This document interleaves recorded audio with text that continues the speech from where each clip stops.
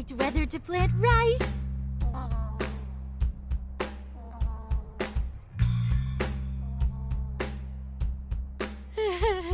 Oh, sister, you're amazing. Uncle. I won't help you. Huh? But I haven't said anything yet. Did I guess wrong? No, Uncle, you didn't. Come on, let's plant rice together.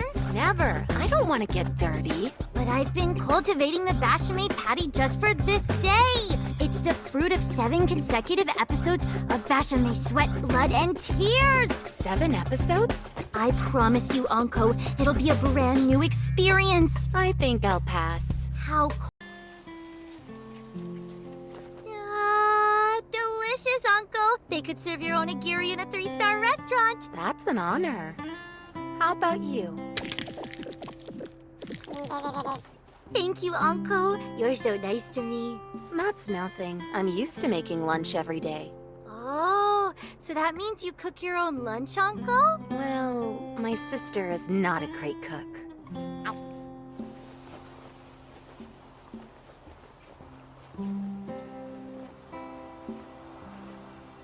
The planting. All right. But yes, I'm having a good day so far. How's your Friday going? It's good. It's going really good. My partner and I are learning bluegrass songs, so we've been learning stuff like all week, like for like a little boot camp. So we've been doing that. And then what else did I do this morning?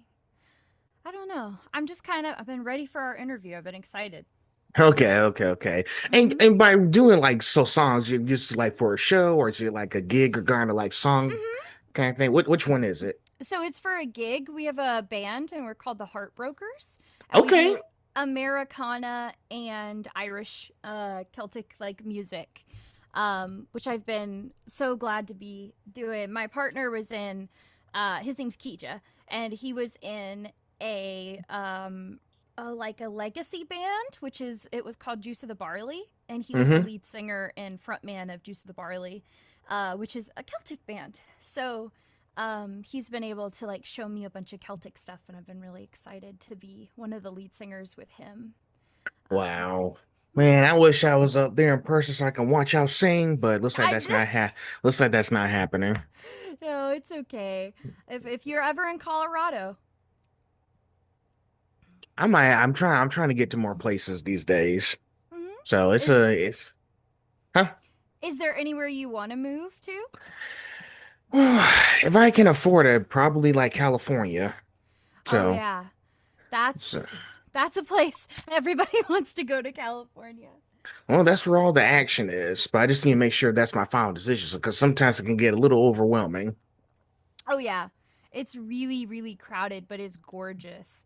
Um, So that or Atlanta. oh yeah, well I'm 45 minutes from Atlanta, and then because I'm currently in Georgia, like we talked about, Hmm. but I'm moving to Colorado soon. But Okay. even like being in Atlanta, I've been a remote voice actress my entire career, like since I was 14, and I'm 23 now. So Wow. even though I'm so close to Atlanta, I've never recorded in Atlanta. I've never I, recorded in Atlanta.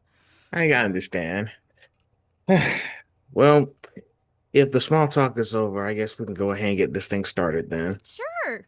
So, well, happy Friday, everybody. This is Phil. I'm host of the Conversation Podcast, and I have a special guest with me here today. Introduce yourself. Who is Bay Doxey I'm speaking to? Hello. I'm so happy to be here. Mhm. Who are you? Like, who Oh, are you?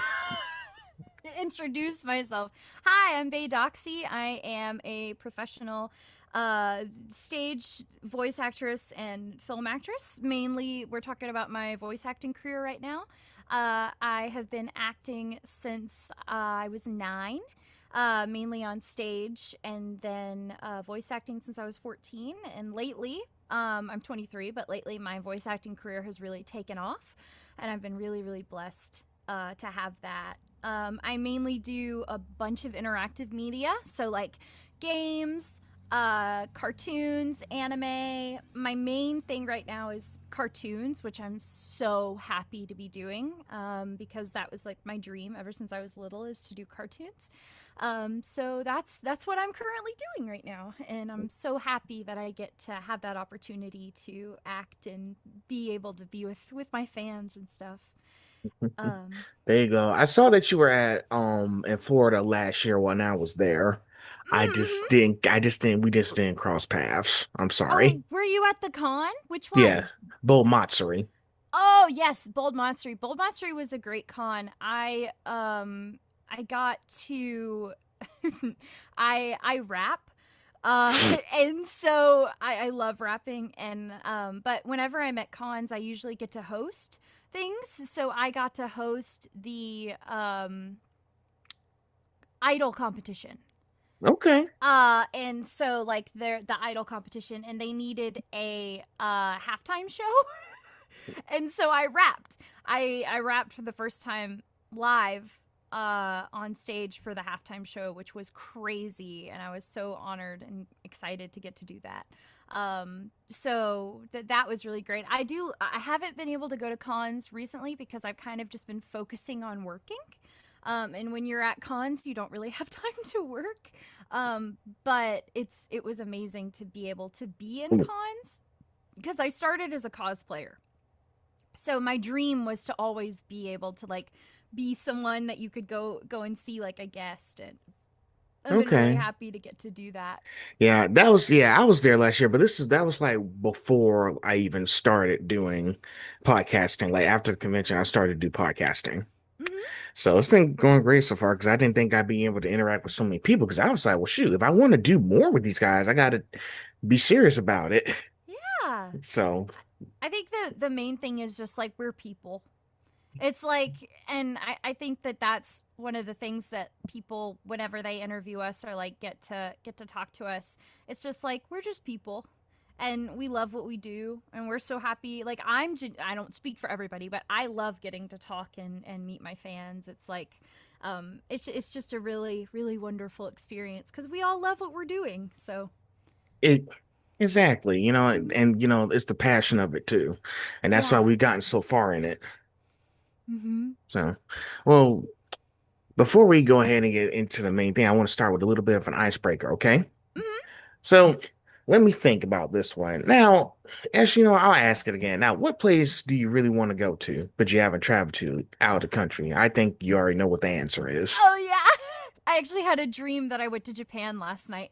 Oh. See, see what I mean? Yeah. My partner and I for like our tying the knot type of thing. We don't really want to do a traditional wedding. But we do want to do kind of like a big trip. So we just want to go to Asia. We just want to go on a full-blown Asian trip. I really want to go to Vietnam. I've had a lot of people in my life that are from Vietnam. Um, Mhm. Actually, my nail stylist that I have is incredible. Her name's Natalie, and she's from Vietnam, and we talk about it all the time. And I really want to go for Lunar New Year because I've been learning all about Lunar New Year, which I think is so cool. But Japan definitely to see kind of like I have a bunch of people send me Meme Bashame stuff whenever they're there. So like they're like, oh, I found this and this, and I think that's really cool. Especially because I have a bunch of friends that are in a bunch of stuff, so I like to get stuff for them too and be like, look, this is you. Like they, Mhm. I remember I was in Barnes and Noble. I love Barnes and Noble. I love a figure. I love a little guy. And I saw Marissa Duran's character in what is it? It's the Hell's Paradise. I saw her character and I was like, look, I Yeah, I've been following her for a while, Yeah, found you. I do. I think she might be coming up next soon for me. Oh, So that's great. we'll She's see what super happens. sweet. Yeah. Um, and I think her pronouns are either she they, but I don't know, but I care about her. She's great. I understand. Yeah. Um, but yeah. Yeah, everybody trying to get to Japan these days. Shoot, Mhm. now you got me interested in your nail artist. I might have to talk to her too. She's great. I love her. Hey, like I said, I'm just trying to interview anybody I come across. Yeah, exactly. You know, you gotta get what you can get. Exactly. So you have Japan, Singapore, Barcelona. There's a Mm-hmm. few places I want to go, but it's the money stuff. My sister just went to Chicago like 2 weeks ago. Oh, that's wonderful. I have a lot of family in Chicago. So I was like, hey, if she can do it, I can do it too. Yes, exactly. So, because I think the flights are kind of cheap these days, because Japan was going to be cheap this fall. That's what I read, because it's kind of cheap right now. Yeah, they want tourists to definitely come right now, The only problem understandably is so. you got to have money in Japan as well too. I think you can like when you get there you can I think that's what you do, like currency exchanges. Hmm. So like you'll be like, okay, this is the money I have, and you exchange it for the different kind of, like, you would exchange it for yen. I'm not sure. I think that's what you do. I haven't been out of the country, actually. I've never been out of the country, so. Hey, I've been out of the country. I went to Mexico, Ooh, Mexico's gorgeous. so it's a Yeah. work in progress for us. We'll get Yeah, there when we get there. So exactly. just got to keep the pressure going, Mhm. and we'll be able to get to where we need to go. Mhm. So we'll make it happen. Oh yeah. Well, now that the ice is broken, I guess we can get into the main story here. Mhm. So I think you saw the questions I sent you, right? I Yeah. did, and I practiced. I was so thankful you sent them in advance. Thank you so much for that. No problem. Just to give you a heads up, okay? Mhm. So let's go ahead and start with the origin story. So section one is finding her voice. Now, before animation, games, and dubbing became part of your career, where did your love for performing actually begin? And was there a moment when you realized I could make a life out of this? Mhm. So like I said in the beginning, I've been acting since like before I could walk. Like my actual like origin is I would have Sunday night dinners with my family and at my grandparents' house, and like my stage was the fireplace. Like I anything that I could just perform for or sing or do anything, I just loved it because I always wanted to just entertain and bring, like, a little bit of peace and joy to the world, and peace and joy to the world. um but my mom is an actress, and so I started in theater with her. And I did that all through college, and I went to a musical theater college. Well, I did musical theater in college. And I was very happy to do that. But my love has always been voice acting. Voice acting has always been something that was like something I chose for myself.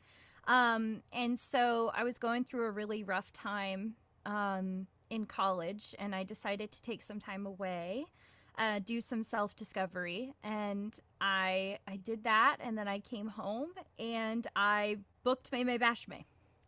And it was really funny because I thought that I would never get to voice act again. And then the fact that she came, and it was like, this is my chance. I get to do this again. I get to be her. And like May Bashame was the starting line, Hmm. because she really was someone that they were like, okay, this is a big IP, we can trust Bay. And but things did not get easy after May Bashame. They got so much harder. But it was like, I think I can do this. That people see this. She brings so much joy to people, and they laugh, and like, I'm just very honored to get to play someone so lovable. Okay. Yeah, I've seen that character a bit when I saw you on that poster for Bold Monstery, and I was like, okay, well, I might need to check out the show. Well, that's Mm-hmm. like way before I even wait. Well, actually, I saw the poster before we got to here, and I was thinking, hey, that was amazing work she's done. But there's probably more stuff that's coming your way that you're not even too sure about yet. Yeah, I think that's the really good thing about acting, is that it's a toss up. It's like, okay, one time, like, I feel safe right now. I mean, it's not a stable job, right? But Mhm. it's like anything that comes to you, you just feel so grateful. Like any character I've played, I've been so grateful that I like have been thought of. My favorite thing is like if someone reaches out to me and they're like, "We thought of you as this character. We wrote this for you. Like, do you want to play them?" I'm like, "Oh my god, you thought of me?" I was like, "I'm so happy." Like I inspired you to create, and I think that that's like the main thing of why we do what we do is like we just want people to create and be happy. Yeah, of course. And like you said before, and I've been saying this for the last few episodes. I think you've been hearing them. It's not an easy job Mm-mm. because you got to deal with a lot of, ups and downs and rejections. Mm-hmm. But once you discipline yourself with those rejections, you'd be like, it really doesn't phase me as much. I just try to find something else that I can do for now. Mm-hmm. And just something else come on. So you're lucky that you get so many like I said, enjoy like the small victories, the small Mm-hmm. moments. Because the Yeah. big moments will come later. Yeah, and sometimes the small moments are the big moments. Like I've always been taught with theater is that like any role is there's a saying. It's like there's no small parts in theater. There's no small parts in acting. It's like you make it a small part if you feel like it is. But like it doesn't matter how many lines you have, you can still steal the show. And sometimes you don't even want to steal the show. Like you just need to know what part your character plays in the function of like what their function is in the narrative. And I think that that's really important. It is important Mm-hmm. because you never know what you might miss. Yeah, exactly. And that's one thing with rejections is that rejections are really important because sometimes if I got rejected for something that like that was going to take up more time, then I wouldn't have gotten it. And hold on. So if I were to book something and then it took up a lot of time, then I wouldn't have booked something that was really important to me. So like if I got rejected for something, that means that like okay, I could have done this thing now.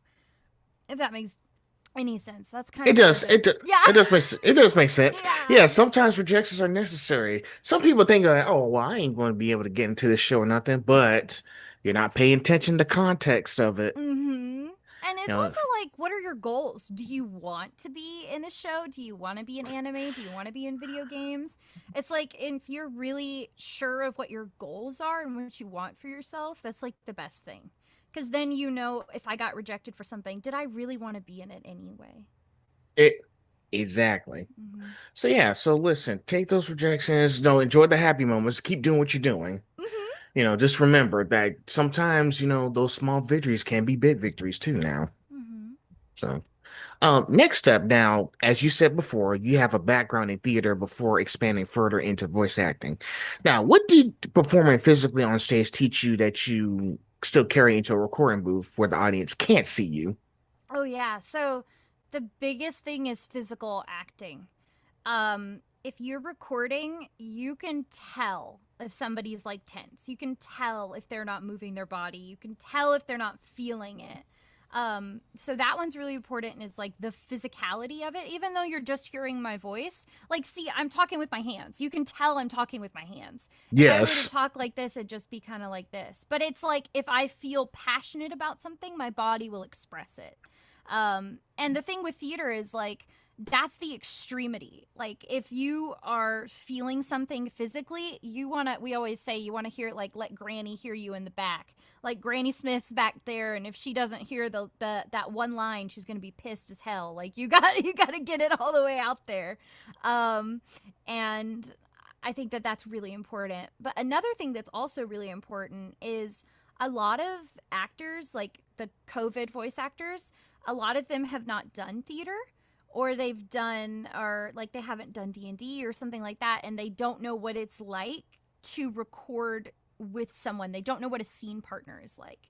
When you have a scene partner, that is like game changer because you're actually talking to someone and you know who you're talking to, because you can tell when you're acting if you don't know who you're talking to. Especially if you're not doing dubbing. Like if you don't have anything in front of you, you don't know who you're talking to. But like, we don't get to record together. So it's very important that you know what it feels like to have that chemistry with someone else. And that's what theater really taught me, was like to have, like, it's a game changer to have chemistry with someone. And sometimes the theater acting can transition into the voice acting. Like you can take what you learned from theater into what you're doing now. Mm-hmm.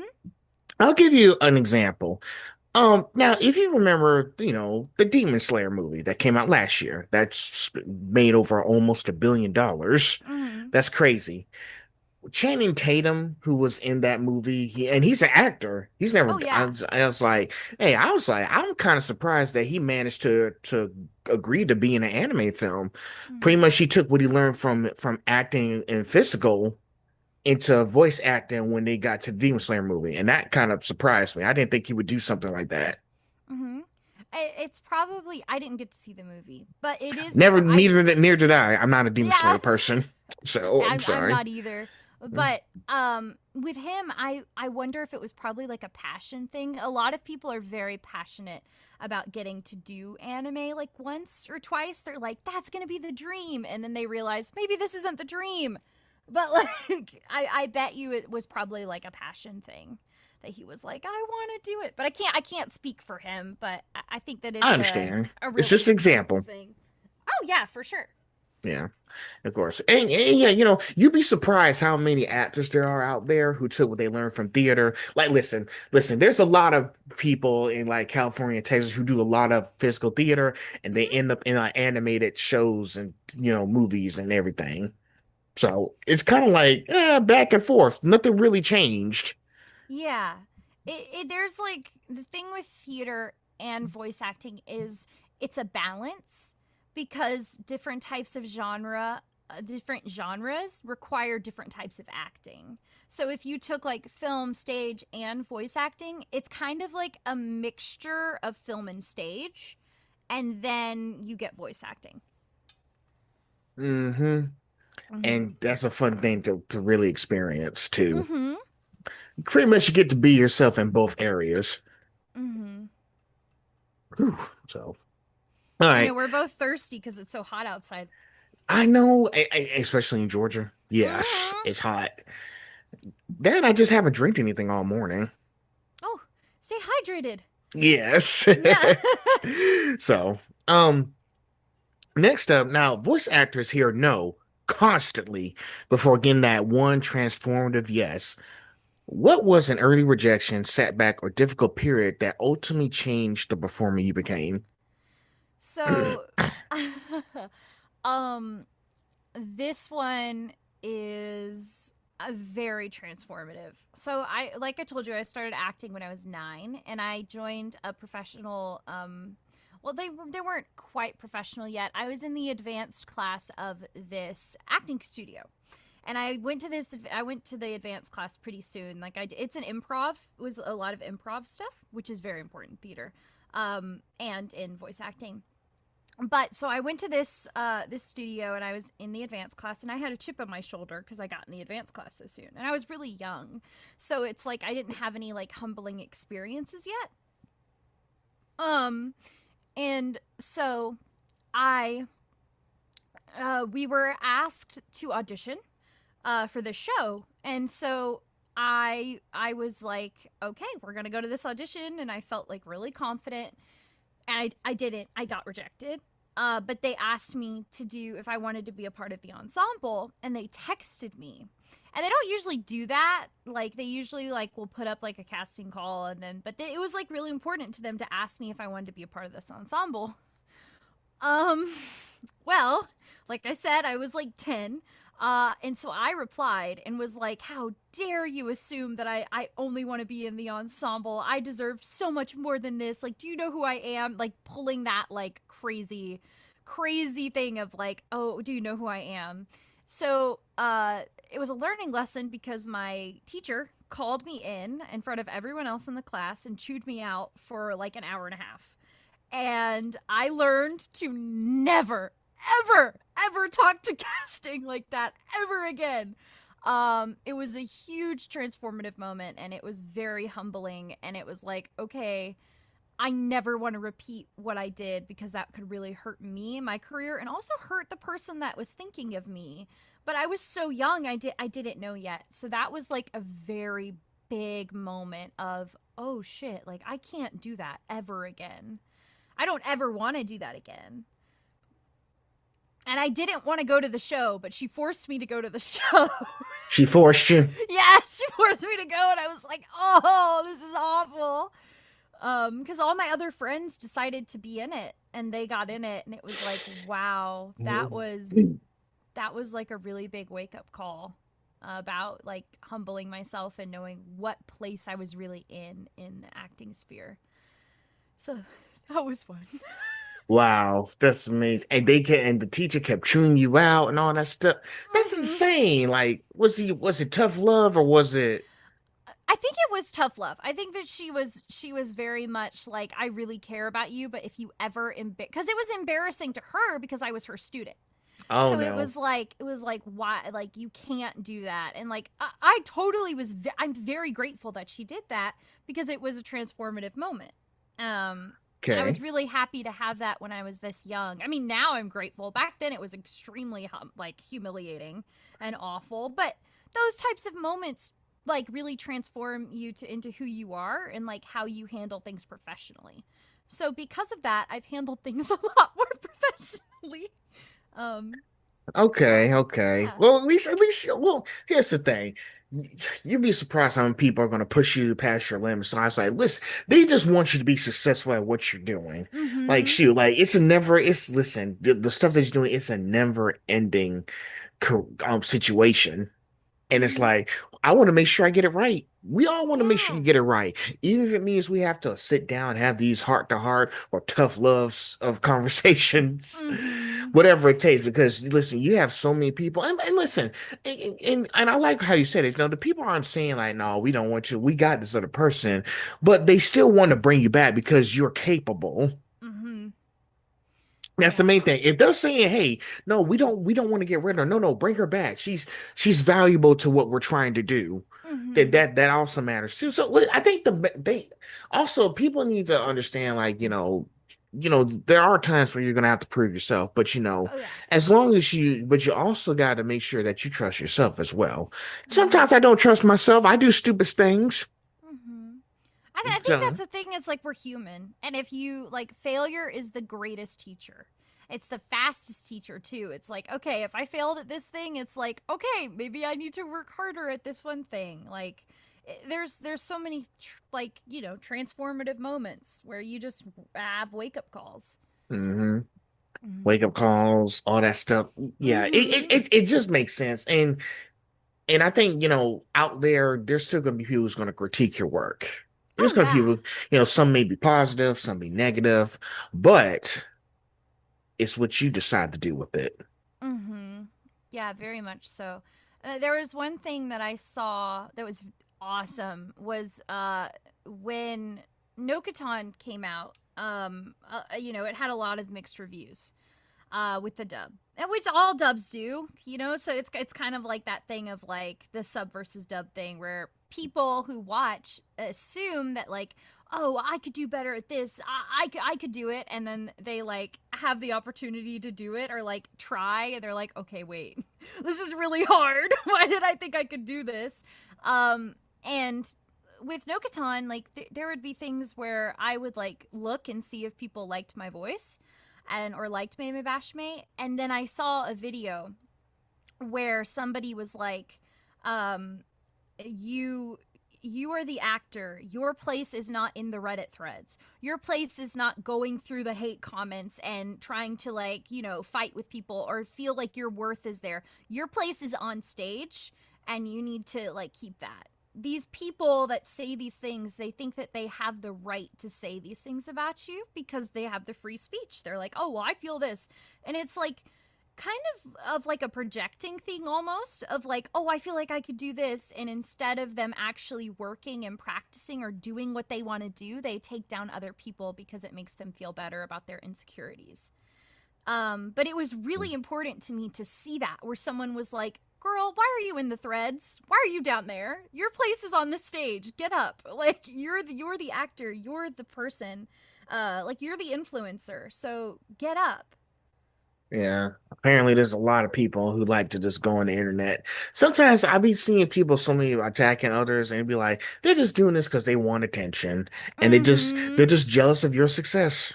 Mm-hmm. No, You know, exactly. that happened. I've been seeing a lot of that stuff going on where people be, no matter who you are, if you're a voice actor, a drag queen, a tattoo artist, what Mm-hmm. they're all trashing people in the comment section, but it's not going to stop us from being great. Yeah, exactly. So. Mm. So yeah, just but yeah, Babe, I will say this, Babe, you're in a good position right now. Mm-hmm. So you're doing what you're doing. Mm-hmm. Thank So you. so so please don't stop what you're doing. Oh no, I'm not gonna stop. I love what I do. I'm just so grateful that I get to do it, and I think that's one thing that kind of puts me in a place of like gratitude whenever I get cast for something. It's like, oh my gosh, you thought of me. Like I get to act. I get to be in the booth today. I get to spend time with you while recording. Like that's something that's so important to me, is like building relationships, because it's like, okay, like everyone in Nokotan is so close to me. Like the engineers that we worked with in Nokotan with Alcatea, they're super close to me. Like anybody that another studio I'm working with Centauro right now, Hmm. which is amazing. I love Centauro. They're close to me. Like I just make connections because it's like we're doing this for a reason and I want to find that connection. If I'm working with someone, I don't want it to be like a, oh, hey, like, I want to get in a session and be like, how was your weekend? Oh, are you still working on that EDM project? Like, what are you doing? Like, because I think that it's like building something together, that when you build something and you show that you want to be there and show up, you have such a better product. Just keep showing up and keep putting in the work. Yeah, and that's what you're doing too. I mean, congratulations on 100 episodes. That's freaking crazy. And you've only been doing it for a year. Like I'm super happy for you too. Like you proved that that's what you wanted to do and you did it. Yeah, just gotta figure out the other stuff later. But Yeah. we'll talk about more after we finish. But yeah, I just didn't Yeah. think I'd get this far. Yeah, exactly. I think that's a main thing, is like people are like, "Oh, I didn't think I'd get this far." Like same for me. Like I never thought that I would get this far. And so the fact that I am, it's just like I just got to keep going. I just got to keep getting better, because my goal is to always outdo myself and get better and better and better while still Yeah, taking good care of myself. exactly. Take care of your mental health. Mhm. Mhm. Because I mean, I've been doing this for a while. It's like I'm already knee deep into the stuff. I can't stop now. Yeah. So let's keep doing what makes us happy. There's still a lot of Yeah. work to be done, but we're making it work. Exactly. So, all right. So we're out of that session. Now we're in section two. So this Yes. is going to be a two-part question. Okay. Okay. So your range stretches across different ages, personalities, accents, and genders. Now, when you receive a character with very little information, what is the first thing you search for to discover who that person is rather than simply deciding what they should sound like? Part two. Mhm. Between theater dubbing, original animation, and interactive projects, which medium forces you furthest outside your comfort zone? And what does that challenge bring out of you as an actor? Okay. So, for very good questions. First part is that if I can remember what you said, he is like, oh, okay, I got it. So if I get like an audition, the first thing I go through is the entire thing. I look at every single character that's on the spec, like on the sheet. I look at like the setting, the function of the characters. Like I'm trying to figure out the puzzle to know what my characters, like we said earlier, function in the narrative is. Right. Because if I can figure that out, it's like, okay, cool. Like that's why I'm here. Um, and that's what they want from me. And the thing I've always learned is it's find the character and then the voice will come.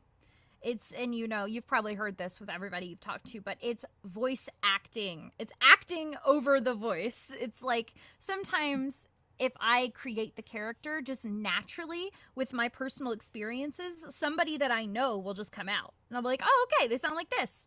Like, and I have like the emotional recall kind of with that. Like, okay, this person's this person. Like, they remind me of this. Like, so setting, function of the narrative, how old they are, where they're from, like setting, if they want a specific dialect, and just like how they talk too, like their vernacular, to be like, okay, they sound like this.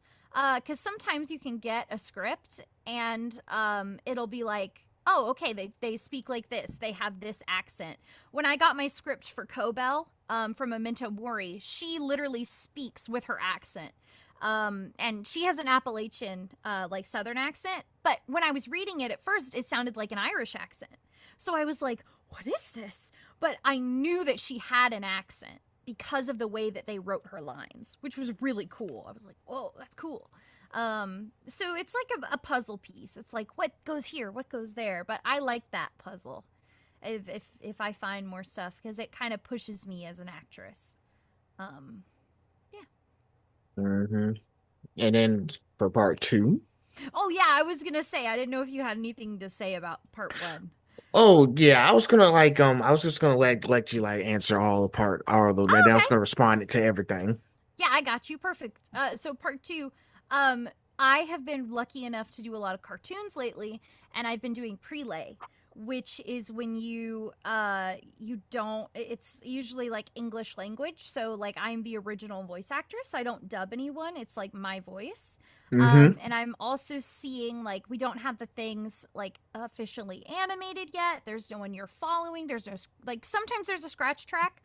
But prelay is difficult because it's like, okay, I'm the voice and it's me, but it's like you kind of second guess yourself, and it's kind of really been pushing me to be like, this is a new thing I haven't gotten to do, and I know that I'm important because they chose me, but kind of I get stuck in my head of like, well, can I do this? Because Right. it's so difficult. It's so much different than dubbing because you're not even you're not even doing lip flaps. The lip flaps aren't even there yet usually.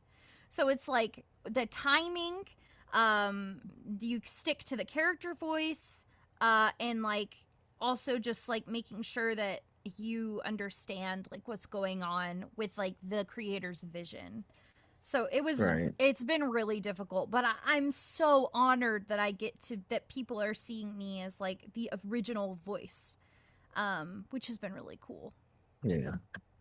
That's great. Now I can respond to both of Okay. these. Yes, Yay. I wanted the full thing so I can so yeah, all when you do like different projects, of course you got to do with deadlines, right? Deadlines. Mm-hmm. And you got different genres, different perspectives because you're dealing with multiple characters with different situations. And Mm-hmm. it's like, okay, so how can I put my personality in each of these characters that I'm doing? Mm-hmm. Pretty much it's like, oh, we're doing a game, sure. Then it's movies, then it's TV shows. It's pretty much it goes hands hand together, but also accents. I like how some of y'all guys have accents to help bring those to the table. Because I've spoken to who did I speak to earlier this year? She's dating Cedric Ariana Catardo. She's dating Cedric Williams Jr. Yeah, they're dating. Um Oh, okay. she has an Australian accent. And I was like, Ah. that's cool. That's sick. I didn't know you could do that. Yeah, she said I practice. I think I've had it for a long time. I don't know what her heritage is. I forgot to ask. Mm-hmm. But yeah, those accents can be helpful if y'all trying to do like, I don't know, like a Russian kind of thing or I don't know, like Australian or English. I don't know Yeah. how many accents have you learned up to this point? Oh God. So many. I love. Oh, there you I go. had to fix the thing. Go ahead. There you go. I absolutely love accents. They're incredible. And specifically, my favorites are my Irish accent. The cool thing with Irish too is that there's so many different dialects in Ireland. So mine is like a Northern Dublin accent. And the cool thing with Irish is I love accents because specific regions have specific mouth shapes. So like with British or RP or anything like that, they have a wider kind of mouth, and their tongue goes to the top of their roof. So it's kind of like this. So it's like you have a little bit of more of like an open mouth, and you kind of talk like this. So then, but like the Irish accent, all you do is it's very smiley. So you like smile, and it's kind of very, very like it goes over the top of your mouth, which is very cool. And so you can switch very easily just by moving your mouth, which I Okay. think is so cool. That But is cool. for Cobell, when they called me in, which was my first LA gig, they didn't know I had an accent. Wow. They didn't know I was Southern, and they wanted a Southern accent. And I was like, you guys realize I'm native to Georgia, right? Like, I am Southern. And they were like, what? Oh my gosh. And I was so happy that, like, they still chose me and they didn't even know I had an accent. But because I've been in theater for so long, with also, like, with acting, you learn euphonic neutral, which is the actual, like, dialect of, like, North America. We have so many different dialects, but, like, also, like, it's really cool because you, like, want to have, I had an ADHD moment. What am I saying? Basically dialects. Dialects. But you start from your natural voice, and then you move and figure out what you can sound like. And I think it's really cool. Russian is also really fun. I love that one. Okay. Yeah, there's been a lot of stuff what I've seen in cartoons where they do like all kinds of accents. I'll give you a few examples. One of them is funny, okay? Mhm. So, there's something like there's this old like thing they had like on Cartoon Network called Wedgies or something, these shorts that keep you occupied before they do the next TV show. They Mhm. had this thing called the Bremen Avenue Experience, where they have like a garage band and stuff. I don't know if you remember that stuff from back then. But they were saying like I want to try something different, like he was singing like life gets you down in a weird accent. It was like that doesn't sound right, kind of. Hey, and then they stopped said, "Wait, what's wrong? Oh, dude, what is with that accent?" And it's, well, okay, well, like hardcore rock music came from like London, like the Beatles and whatnot, kind of thing. I have Uh-huh. to send you a clip later, but it's kind of funny. But That's so yeah, funny. I was like, did the Beatles really come from London? I don't know. I have Yes. to. Yes, they're English. Oh, I didn't know. I couldn't tell. A lot of punk and like grunge music is from the UK, which is really funny because there's a specific genre, and I think it was metal, but they started sounding like they were British because they were trying to impersonate the metal guys in British, and then the British people were starting to sound American because they were doing like the Okay. opposite, which was Yeah, really that makes funny. sense now. Hmm. Okay, that makes Like Queen sense. and stuff. All right. And then the other one, this one was with Batman. Okay. Oh, I love So, Batman. so there's this scene in the Justice League called Maid of Honor, and they're Mm. dealing with Vandal Savage, because he's Russian kind of thing, Vandal Savage. So here's what happened.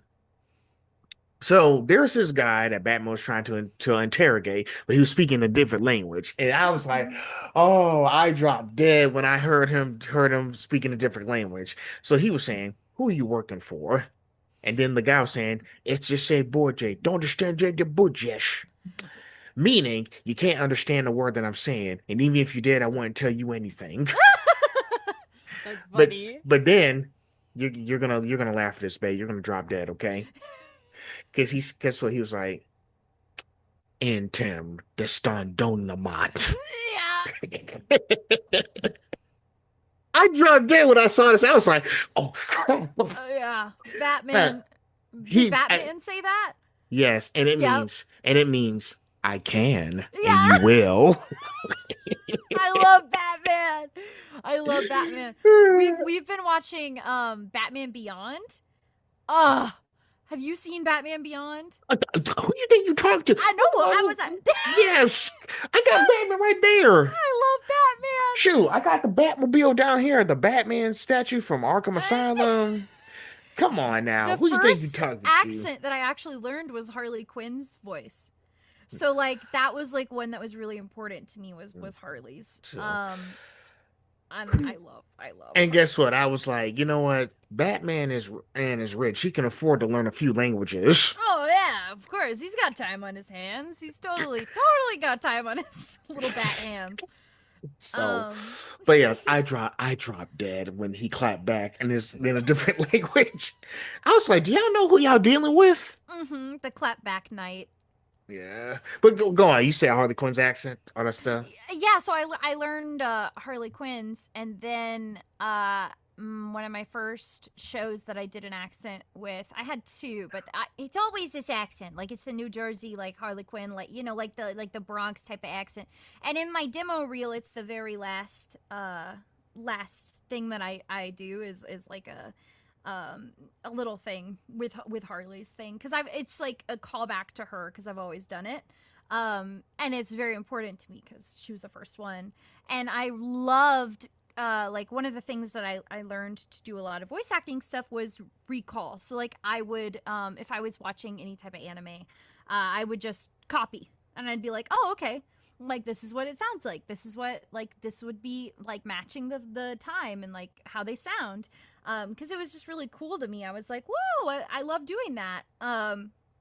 My partner also did that, which I thought was really cool. Like, we had that in common, that he also did that. And we just love learning little silly voices. I love being little silly guys. Like, I love it. Okay. It's like you want to add more whimsy to the world, you know? Yeah, gotta add whimsy to it. Oh, So of course. it's fun. But yes, those, having to be able to play those accents, different perspectives with these characters. Because I know even in games, even in games and movies that you got to play different accents as well. Oh yeah, like Baldur's Gate 3, like the narrator. I can't think of her name. I feel like it's Elizabeth something, but she's absolutely incredible. And I love the voice that she does for the narrator. You said it's Elizabeth. I feel like it's Elizabeth. Google it. She's the narrator. Baldur's Gate 3. Have you played Baldur's Gate? I've heard of it. I need to check out the game. Oh my god, it's incredible. You said Baldur's Gate 3, and you say it was narrator. Oh gosh, you know how they do like those what's like I can't remember what other accents were in the game as well. Hold on. Baldur's Gate? Yeah, I'm trying to think. So like Carlax's accent okay. is kind of like I watched the interview that she talked about. I also can do Carlax's accent. That's like one of my favorites. Is kind of like a rough I think she said it was a little bit of like Liverpool, maybe Essex, something. I'm totally gonna get screwed in the comments because people are gonna be like, you don't know British dialects, and I'm like, I'm sorry, but she's like Cockney.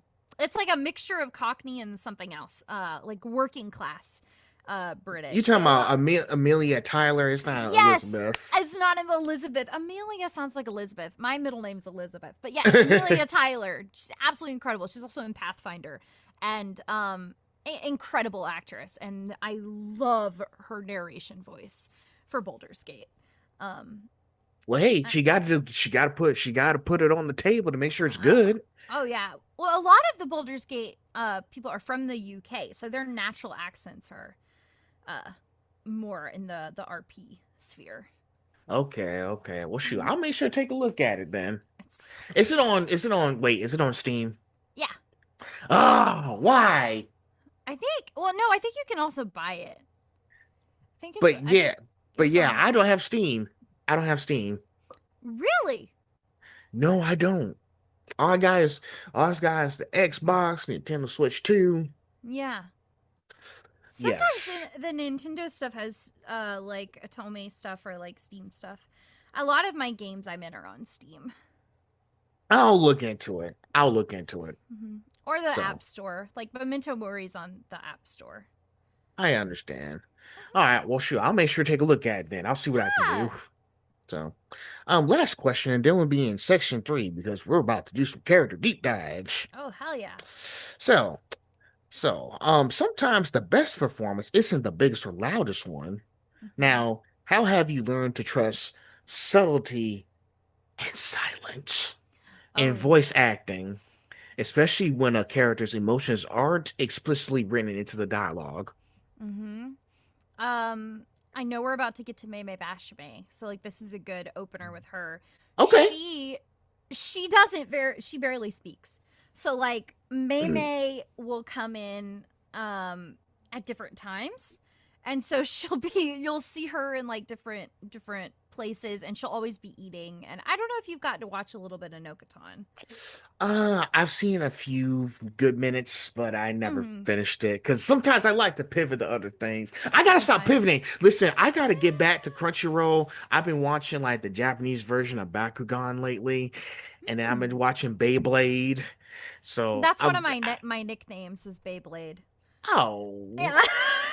Oh, I see now. Oh, that makes okay. Now I get it.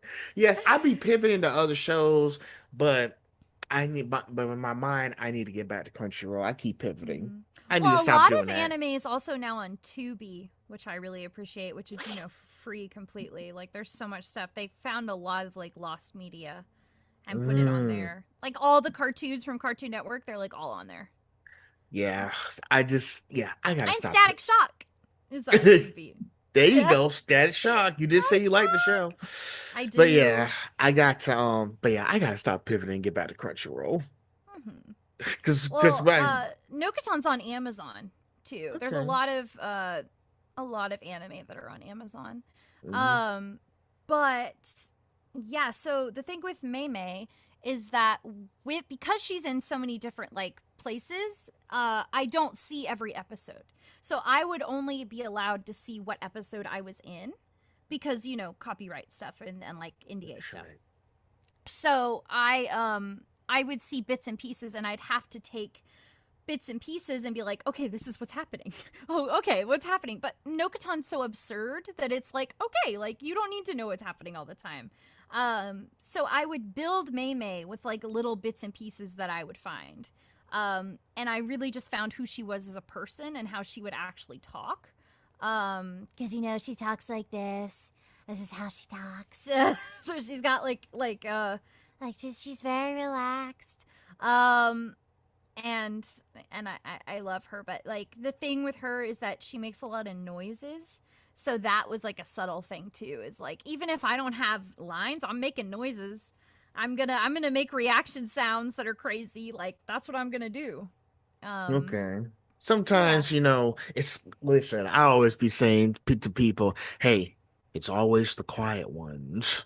Oh yeah. Oh yeah, because like you don't know what they're actually doing, and I think that that's the job of an actor is to if you don't have that many lines, that's fine. Figure out who you are as a character because and write your character like with what the information you have is because then you can really put yourself in that position and find the similarities that your character has with you and the differences.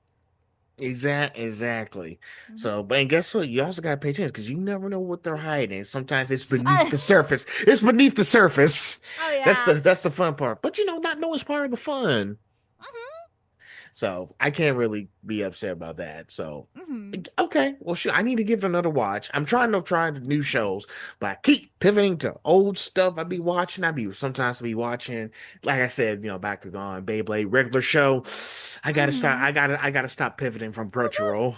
those are your comfort shows. So that makes Mhm. sense. Like one of my tattoos, you can see it is Nana.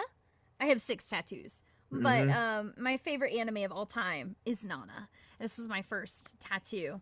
And I've seen it like 14 times all the way through and there's like 45 episodes. Okay. And that was like my comfort show. Um especially with neurodivergent because I'm neurodivergent, but because of like neurodivergent stuff, people are very commonly like, "Oh, I'm gonna rewatch my comfort show. Like I'm gonna rewatch this. I'm gonna do this and this and this over again because it's comforting." So I when I was little, especially like I would have things I would just rewatch over and over again, especially Oron High School Host Club too, which is Oron, so good. Have you Is seen that Oron? wait? Is that the one with Caitlin Glass in it Mm-hmm. and Lucy Christian? Yes, they're so Yeah. incredible.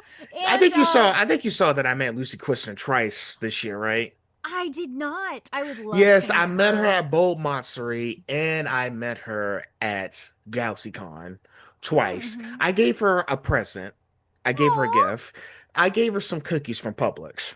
Ooh, ooh, that's a great gift. I love a Publix cookie. Well, I had to give them something after My Hero Academia ended, so I had to give her Mhm. something. Oh, especially oh my gosh. Speaking of My Hero Academia, one of my really amazing people that I met is Mr. Aizawa, which I can't think of his name right Yeah, now. Chris Wimkamp. Yes, Chris Kemp. In my first con, this was like such a sweet moment. He came up to me, and because we were guesting, he came Right. up to me and he was like, "You're Bay Doxy. I've been wanting to meet you. Like, you're doing amazing work, and I hope you keep up, like what you're doing." And I was like, Mr. Aizawa just talked to me and knew who my name was and has watched my show and was like that nice to me. Like, and so now we see each other at cons. And I'm like, you know, like it was such an amazing moment of like, this is where I need to be. And also, they're just people. Like, you're It just is like, me. Chris is a guy. Like Ryan's a guy. Like I also met Mallory Rodak, who I was met her. my I met her too. she was my booth buddy, so she was right next to me, and she's incredible, so sweet. Melissa Fawn was there. Ryan Colt Levy was there, who's very sweet. Love them. And this was which con was this? This was my first ever con, which was it's in WasabiCon. WasabiCon. Mm-hmm. Yes, she was at WasabiCon 2 years ago. Yeah, I met Mm-hmm. her at Superstar and I met her at GalaxyCon this year too. So that was like two Mm-hmm. times I've seen her. I gave her a present as well. So I Mm-hmm. gave her I gave her hey, I gave her this Furman bracelet that I found in GameStop. Oh, So I was like, hey, she would love that. yeah, I gave it to her and I gave her a little card. So hey, I Aw. say, hey, I hope you wear this going forward at these conventions and your social media posts, okay? You're like, So I scoured the GameStop for this for you. yeah, so they like the presents I'm giving. I'm some of them are already, like I said, I've already met Rico three times, 2024, Hmm. 2025, and 2026. Rico Fajardo, yeah, now he's following me on Instagram. Oh, hi. So, I listen, like I said, y'all just people at the end of the day. I just want to hang out with you guys. But Mm-hmm. some of you guys like in different like states is like it's hard for me to get to. And it's Oh like yeah. money wise. Like I guess I have to be part of the industry if I want to get to you guys or something. Yeah. I mean, I know the podcast is good and all. I mean, I'm doing a good job with that. I don't think I should stop it. Yeah. So, I mean, you're showing an interest that you care about our lives and that hmm that you want to learn more about the industry, and I think that that's very admirable. Of like, you care and you're making an effort to talk and get to know us.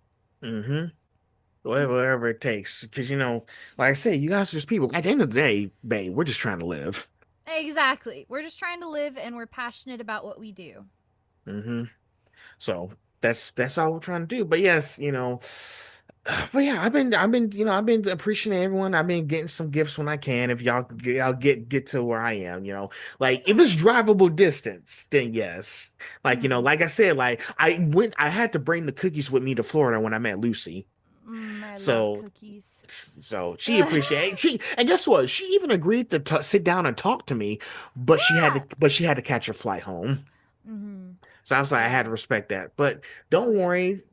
don't worry, I'll be able to talk to her soon. She gave me a way to contact her later. Oh, So, good. Yeah. so can't say it here. That's why I say just contact. Oh yeah. So Of course. Of course. yeah, I'm Yeah. not. Listen, I ain't that stupid now. No, she's her honey senpai was actually one of the first voices that I learned.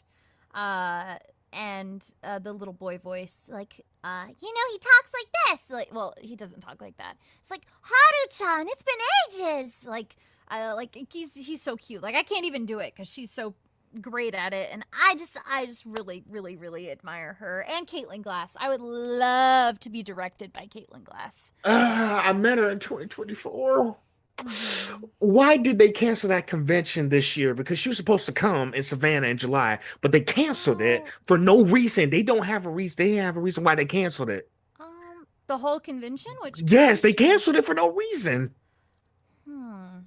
And now it's like we Oh. have to wait until next year. Like y'all need to give the people their money back because now you're holding the money hostage until next year. Hmm. I don't I know heard about that. I heard stories that the person in charge is kind of an a-hole. So it's yeah, but I'll figure that stuff out later. But as long as I just keep putting in the hard work, I won't give up on you guys. Yeah, exactly. So I think people are starting to notice because look, you managed to you like people Sky Santa Cruz, right? Oh, of course. Sweet. Yes, I love Sky. she managed to find me because I've been making because everybody see me around the voiceover community lately. Yeah, that's what I did too. I reached out to you because you were interviewing a bunch of my friends. I was like, I want an interview. I was like, let's talk. I want to Well, talk. I didn't say no. I let Yeah, you in. you were like, oh my gosh, hey. Yeah. So yeah, just listen. Like I said, when you met Chris Vanker, keep putting in the work. The rest of the stuff will come later. Oh It will yeah. come. It may not be exactly because listen, I'm still trying to get this. Listen, even though I made it to 100, I'm still trying to get to where I need to be. Still, Yeah, there's still much more exactly. stuff to do. Hmm. Like the starting line, like May May Bashame. Like Hmm it's the starting line. hmm I had to, I know some of you guys are just making sure I'm okay. I'll be Hmm. saying like, like people are saying, telling me like, you don't have to prove anything to us. Hmm. Yeah, So, exactly. You're brave enough to reach out.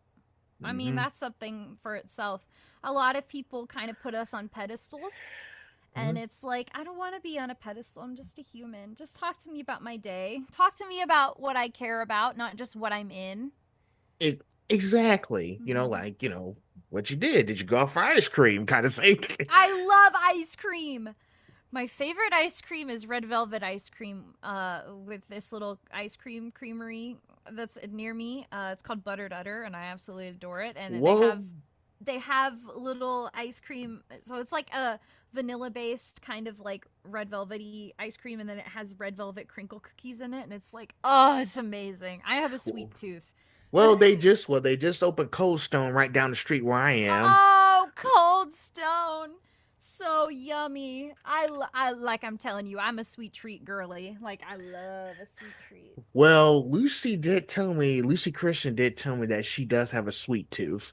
She was Mhm. saying, and she told me I was so sweet. So after I met her a couple times, she recognized who I was.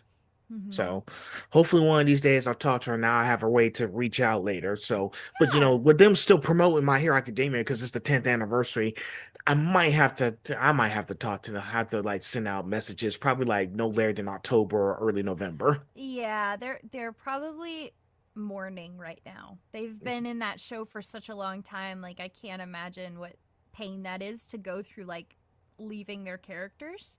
Hmm The longest I've ever played a character is like 5 years, I think. Mm. And it's like a thing where it's like, okay, are we going back to this? Is it over? Like, because shows, like, we finish, like, dubbing pretty quickly. Like, you're gonna play this, like, if you don't get another season. Like, Nokotan was finished, I think, in a few months. Because it's such quick deadlines, and it's like, okay, I don't get to play Mei Mei because we don't know if we're getting a season two. I mean, because I usually, want y'all to like, have a season two. me too. But our mangaka wrote like a lot of the chapters that were in the anime were already like it was a good bit of what they already put in the anime because it's so absurd. But I will say, one of the most incredible things is that uh I had one of my first, she was my first anime character, and she was a lead, like one of the leads, and I have my manga volumes like with her face on them. So like I have a character with like a manga volume with me, and then I've actually got to sign a lot of like manga volumes for people, and it's like, whoa, you want me to sign your manga? I was like, that's me. Which I think everybody was really excited about for Nokotan because all the girls we got like our characters on our stuff, and I was like, ah. So, Mhm. well, that's amazing. So, I mean, I hope you keep keep doing that stuff because listen, even though a show is over, its legacy will live on forever. It's gonna mean something to someone. Like my hero has been with people for a long, long time. And that the transformative stuff that we were talking about, like, and Nana ended on a cliffhanger. They didn't finish it because the mangaka got sick and she went on a hiatus. Ayazawa, and my dream is to be in an Ayazawa production, but she didn't get to finish it. So Nana was like, I would rewatch Nana hoping that there would be like another ending. Like I would be like, oh, I'll get something else out of it. And every time I would rewatch it, it would be like a different part of my life where I was like something that would hit me differently. So like it does live on. Like you'll revisit something, and when you've gone through different experiences, you'll be like, oh my gosh, this hits like this. And I think that's what My Hero is going to do for a lot of people. But I definitely think a lot of them are mourning right now. Yeah, that's true. Characters. Yeah, I kind of figured. So that's why I was like, hey, I know y'all still going to be doing that stuff. So I was going to give him some time. And yes, I did meet Justin Briner too. If you saw my post on Instagram, yes, I met him too. I was telling him, sorry I didn't meet you throughout those 10 years. You know, I was telling him I was in school. I was like, no, stay in school, man. You're fine. Stay in school. So he signed my figures and everything. So I also got his stuff as well. So I might be able to talk to him soon. So it's, but like I said, I want to give it some time first. So that's why I say I'll reach out probably no later than October, late October, early November. They might have to be in season 4 because they're still busy. Oh, yeah. So I know what to do. But yes, you know, even my dad, I told Dad, I'll give you an option. Would you rather go back to the beginning? We'll come back to the final season at a later date.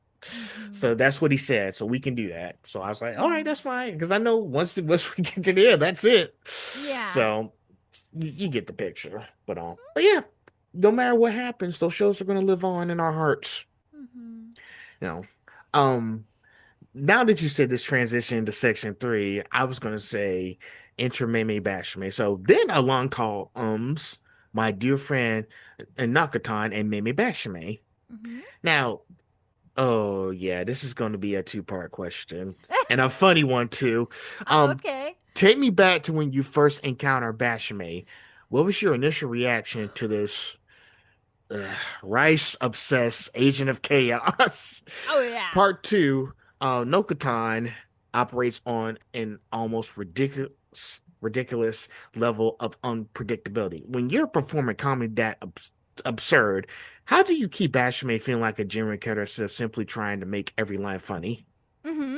So we talked about her a little bit, but I definitely will go into when I saw her for the first time. So I got the people that I booked this with are Alcatea Audiovisual, which they're also cloud dubbing. So they do a bunch of stuff in there in Brazil. And which in Brazil, the anime is huge. They love anime.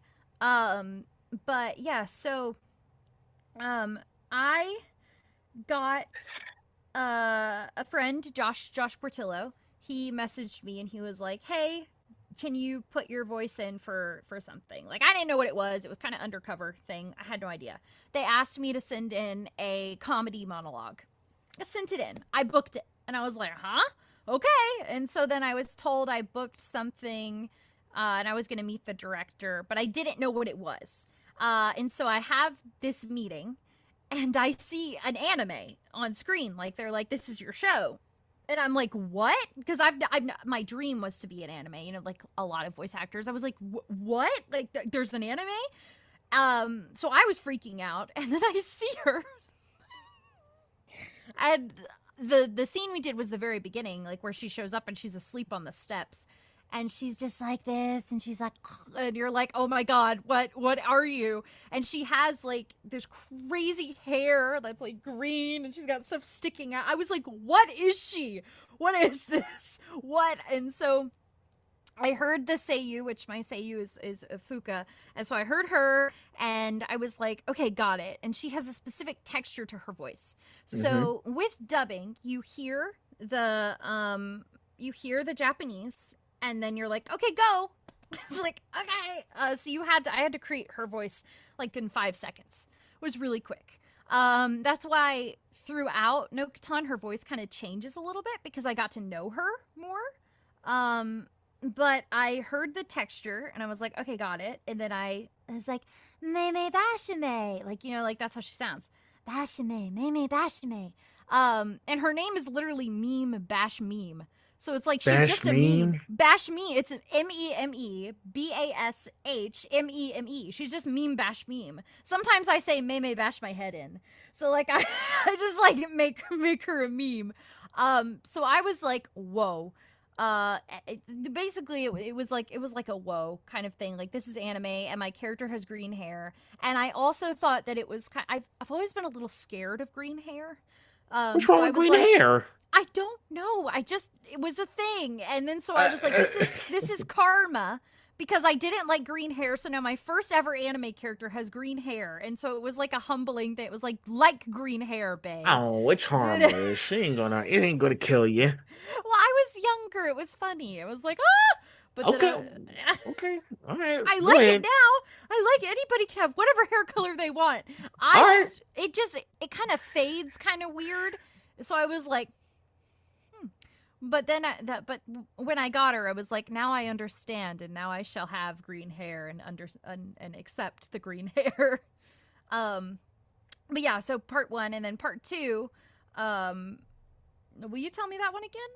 What Oh part yeah, 2 yeah. was? Sorry. Part two is Nokotan operates on almost ridiculous level of unpredictability. Mm-hmm. Now, when you're performing comedy that absurd, how do you keep Bashame feeling like a genuine character instead of simply trying to make every line funny? So the thing with Bashame is uh you she is a comedy character, right? She's built for comedic relief, but every time she's not on stage, but every time she's not on screen, she's living her life. She's doing things, and she's very into sustainability. And she also really wants to just grow rice and make sure that, like, rice farming, like, you can still. She wants to make sure there's food for everybody. She's a very sustainable person. Her goal is so what happens is, the first episode you meet her, Donald, who's the narrator and one of my best friends, he goes, find out what happens with Maymay's rice field on episode 10. So then throughout, you find out, like, you see her doing little things, and she's been building a rice field in front of the school, like, the club room.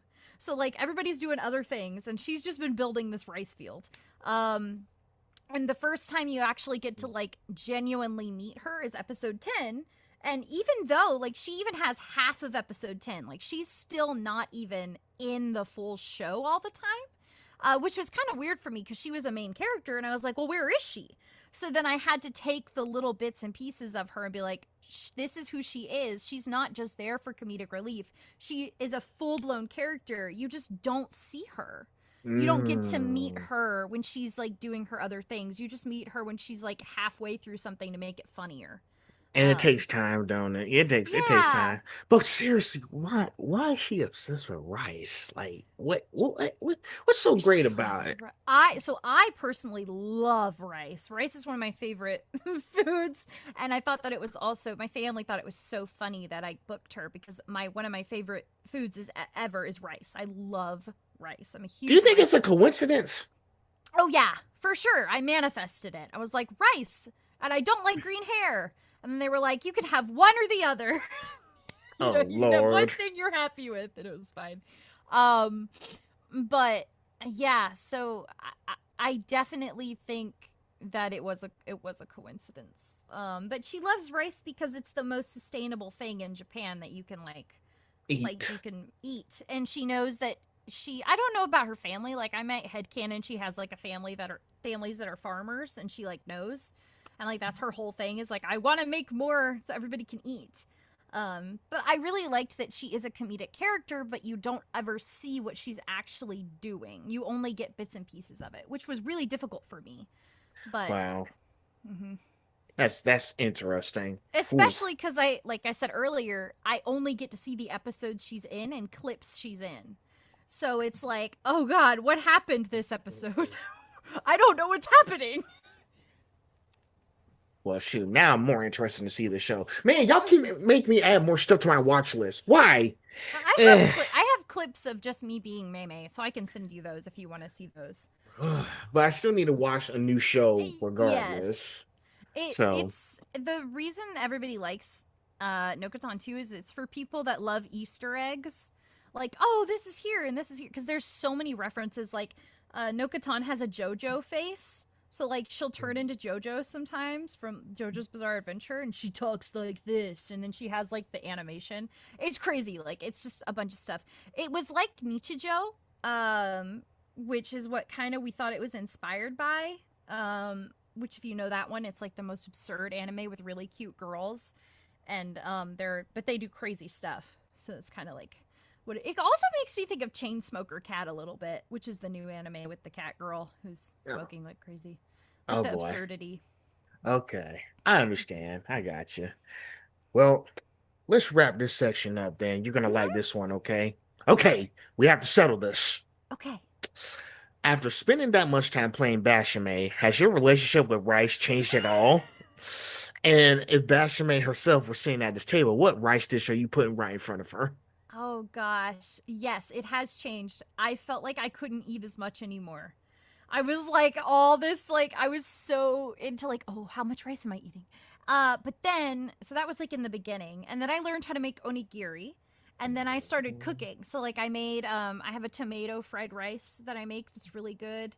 And I love cooking. So one of my favorite comfort meals is just wet rice. So it's like anything like soup. If I ever have a soup, I just put rice into it. I just it makes me so happy. So I like had it like on and off at first, and then I was like, no, I need rice back. I love it. So yeah, so there was that. And I also meal prep with rice. I eat rice. It's like one of my main things I eat. My partner's trying to get me to eat more beans too for fiber and stuff. And I'm like, I don't like beans. I just want rice. And he's like, you do like beans. Stop it. Eat those. I'm like, but rice. And then the other thing with Maymay is when I sign autographs, I actually write, for her, I write, a shrimp fried this rice. So, like, you know, the shrimp frying the rice meme. So I would write that. But for her, I think it would depend on the day. But I would probably want to see if she liked my tomato fried rice. I just think of like she's like a little gremlin that you have to make sure you eat, that she eats before midnight so she doesn't turn into a gremlin. I understand. I Yeah. can respect that. Okay, well, shoot. I just want to put that in there because I want to. Rice. Ah, can't stop hearing rice. Oh yeah. Crazy interesting stuff. Shoot, sometimes I go to like Seasons of Japan or Sumo's. I like the hibachi stuff. It's delicious. Oh yeah, hibachi stuff's really good. I think that the hibachi cooks are incredible too because they're performers. So They like know how to put on a show. they know how to put it in a show. So their job is to perform and cook, which I think is so amazing. So, oh man, now I want to get something delicious I tonight for know. hibachi. Me too. I'm like hungry. I know. I've only had dino nuggies today. Oh, well, shoot. Well, you better get yourself some lunch. I mean, it's only like, it's only 4, so Oh you yeah, got we're time. fine. So, My dino nuggies were my lunch and my water. there you go. Mhm. Well, we're getting close to the end here. Before we continue, are you Mhm. enjoying our discussion up to this point? Me too. Okay. Making sure. Section Mhm. 4 is Beyond Bashman. Now, this is going to be one question, okay? Okay.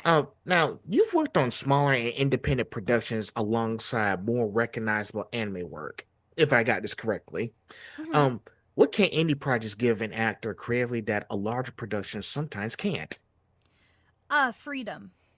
So like with really big IPs, you don't have as much freedom. Like think of the Fire Emblem series. Right? You are keeping up a legacy with Fire Emblem. Okay, I'm in Fire Emblem. Who am I playing? Like who am I based off of? Like it's a long legacy. Um They and just like announced new people from Fire Emblem yeah, today.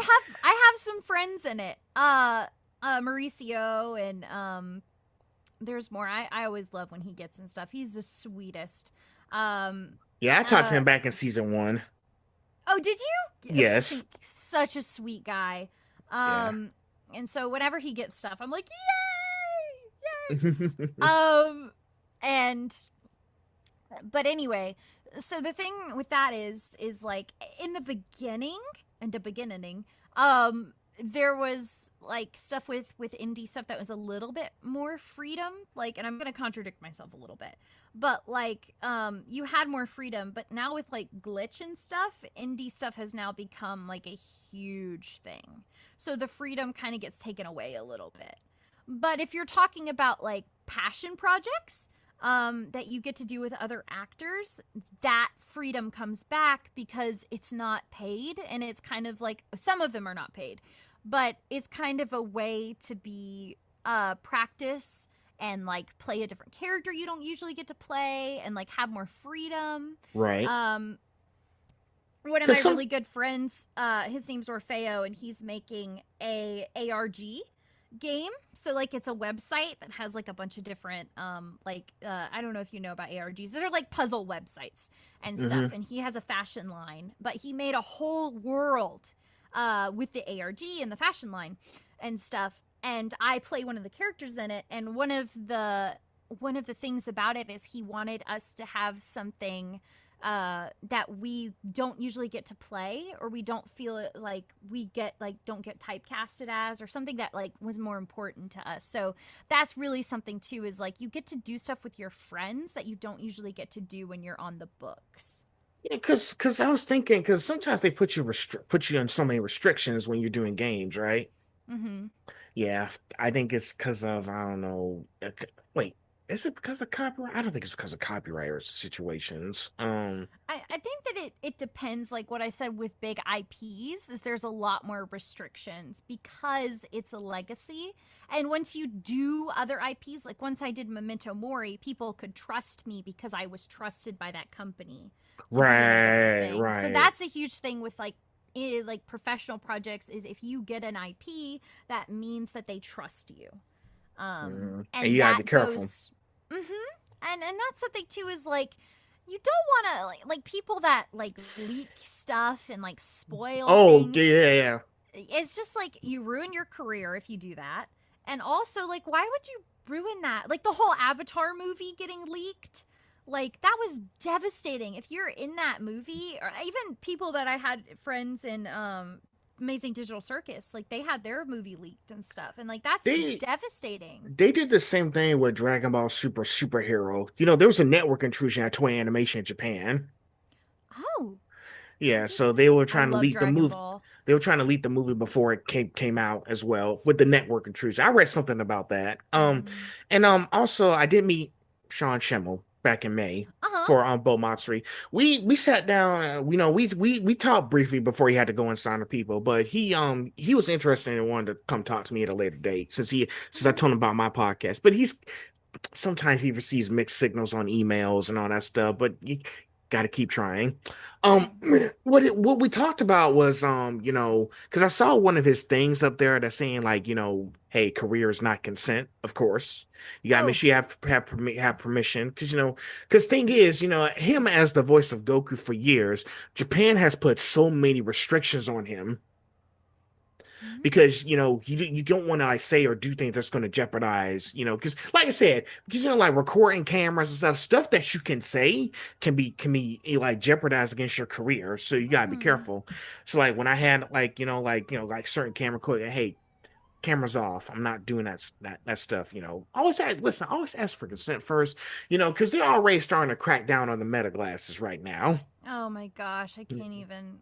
It's awful.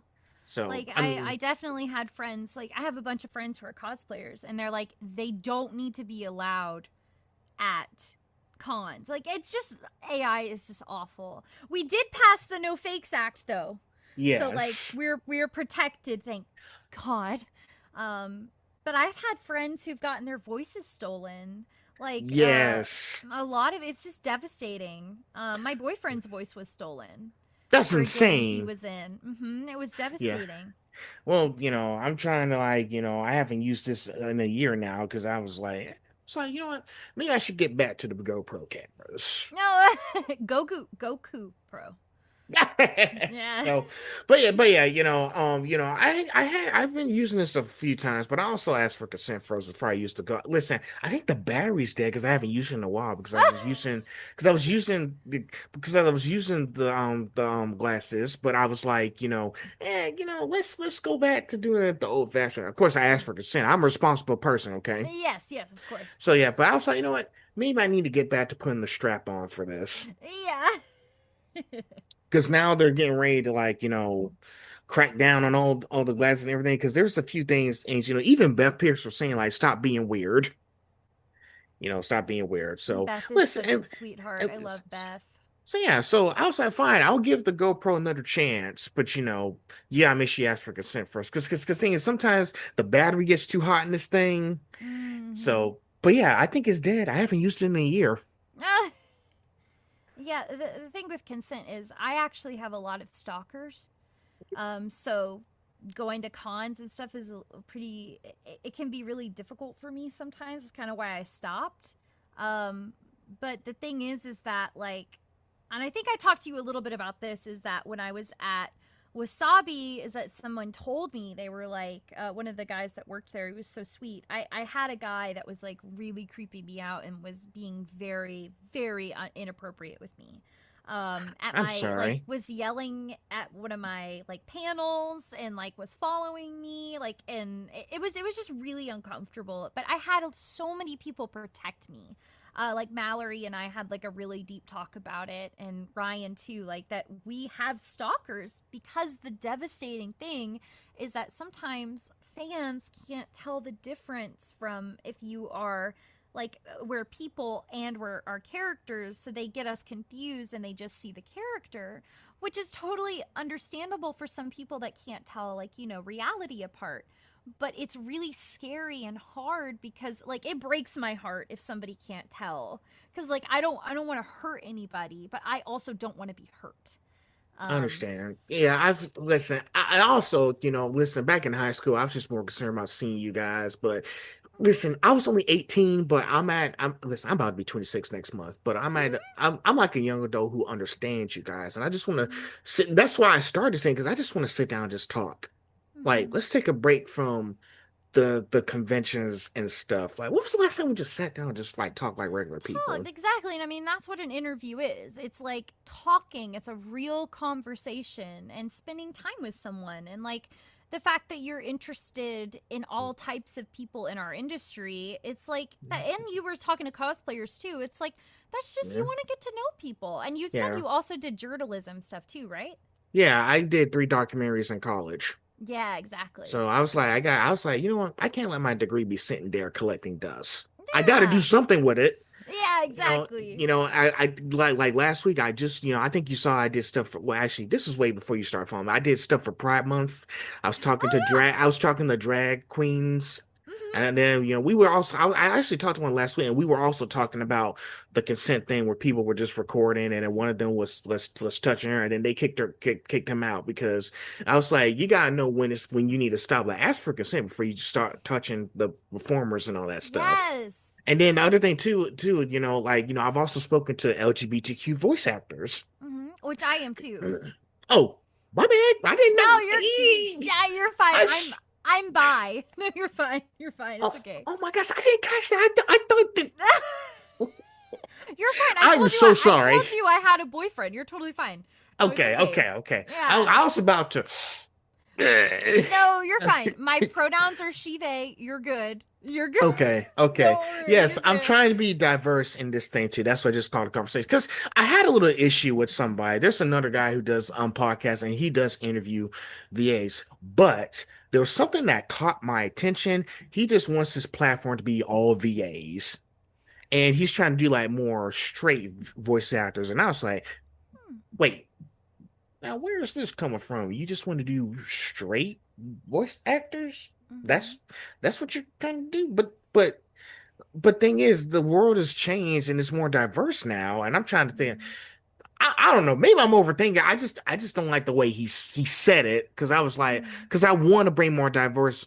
Listen, do you imagine how many there are music artists and people who are into anime who could also be a part of your anime podcast? Did you think about that? But no, Yeah. you just want to make it all just voice actors. With me, on the other hand, listen, I know I have a few voices here and there, but I'm trying to find different people. Like, shoot, you know how many like I brought like a few LGBTQ people. I brought in some people who do mermaid stuff.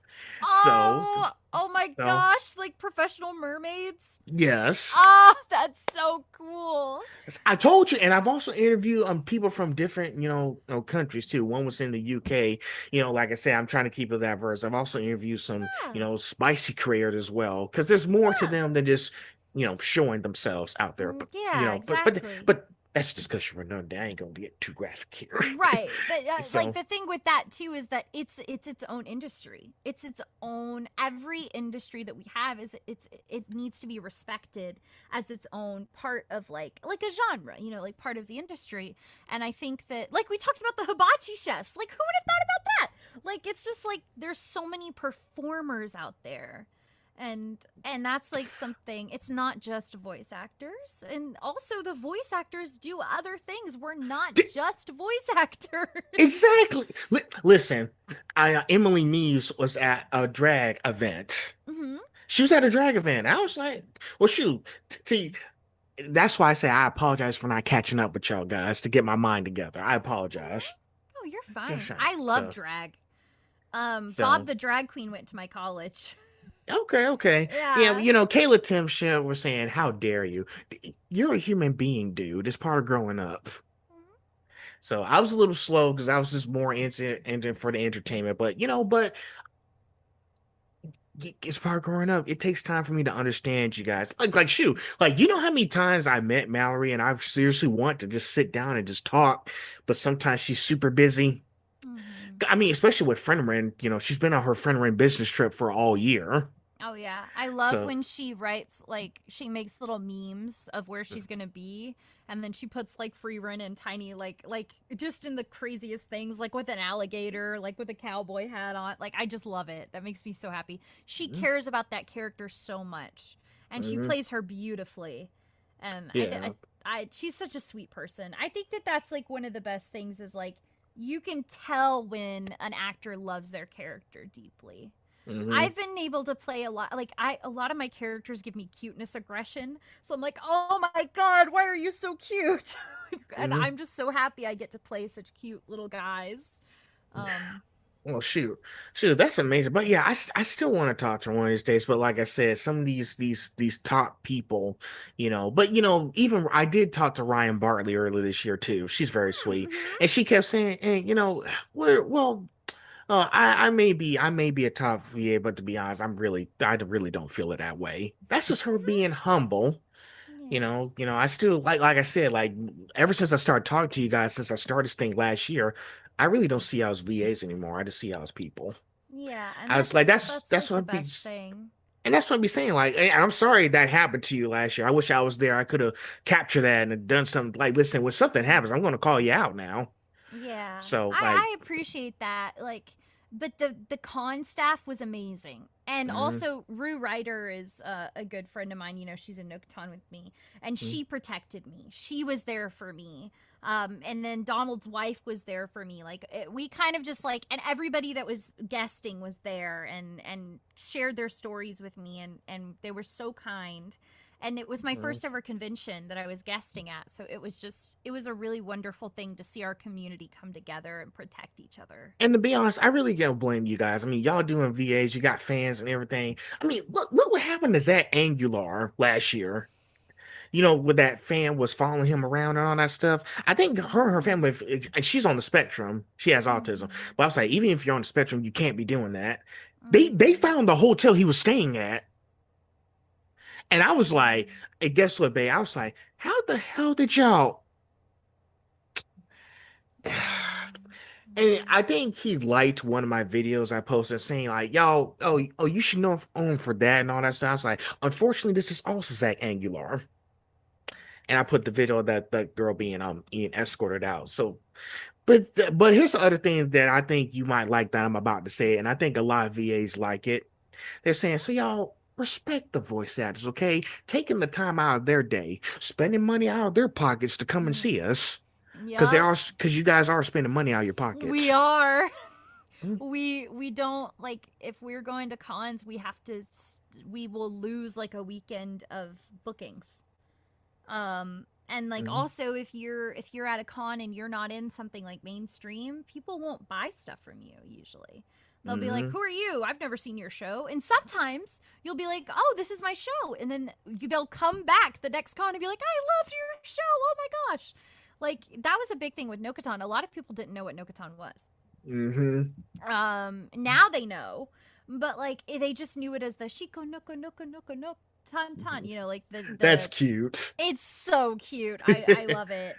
So, Um, Boulder's Gate 3 actually did something with the Shiko Noko Noko Kosh Tan Tan thing. They had like a little animation that they did, and they did like the dance and be like, oh my god, it's crazy. there you Um, go. but like, I think that, like I said, it's we are people and we take Hmm. time out of our days to come see everybody. Like I haven't been able to go see people because I'm trying to save up to leave and go to Colorado with I my understand. partner. And I want to do more stuff in Colorado. Like I'm going to be able to go to cons and stuff too. And I do audiobooks too, so I want to start going to audiobook Hmm. conventions and things. Okay. But I just love meeting people, and I don't like to be like, oh, you're a voice actor, like, oh my gosh. It's like, no, I'm just a person and here are my interests, and I've done this profession for a really long time, but I'm still a person. Hmm. Exactly. That's you got people need to understand that. And listen, you're lucky that, I'm one of the good ones out there who's ready to speak Yeah. up about these things. Like I'll spread awareness as much as I can. Like, y'all, just come on. And Mm-hmm. like this, and I also said another thing, like back in 2025 before I went to Anime Week in Atlanta and I met Emmy Lowe, AJ, and all the others. I was like, y'all go enjoy the convention, be safe, be respectful, respect people's boundaries. Let's go home and have a happy Christmas, okay? Yeah. I That's love what I Christmas. said. Yeah. So I think I got like 1,000 likes off of that one because Oh, good. the people knew I was being sincere, me and Jim were like, y'all, just respect everybody and let's go home and enjoy the holidays. Mm-hmm. Hold on Because it one was second. Chris. Let me plug my phone in. Oh boy, is your phone falling again? No, it's not falling. I just need my charger. 1 second.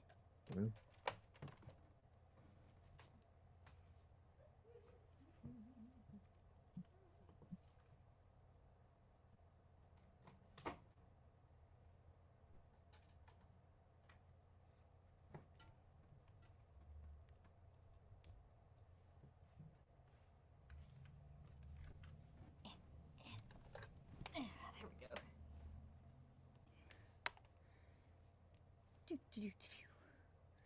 I got an alert. It was like, your phone's gonna die. And I was like, Oh ah! gosh, well, we can't I have got it. that. I saved it. I saved it. And I got So, my other water. oh, there you go. Oh, double. That Yeah, works too. I have to because I have to make sure I stay hydrated. There you go. But you see where I'm going with this, right? So, but yeah, just know that I'm one of your supporters out there. I'm one of the good people who's willing to speak up about these things because apparently there's a lot of bad people in this world who just want to do what they want to do. Yeah. So, hey, life without rules is chaos. Oh, yeah. So, well, onward to the next one, which is Bay behind the microphone. You've spoken about wanting your work to become someone's happy place. Hmm. Now, when you hear that a character you voice has made someone laugh during a difficult period or become a comfort character for them, what does that mean to you as the person behind the microphone? It just means I did my job correctly. Like, I started acting because I just wanted people to come to my shows and feel this sincere escape. Like they were like, if they're going through something, if they're struggling, they came out of their way to go to the theater and they can escape for a little bit. But when I did voice acting, um, I thought of it as like my dream is to be in a shojo anime. I want to play a shoujo protagonist really badly. Because shoujo was very comforting to me when I was struggling with my PTSD and in recovery. And so a lot of stuff that I want to do is comfort. Like, you know how we were talking about shows that we rewatch. I want Hmm. to be a part of that. I want to be a good memory for someone.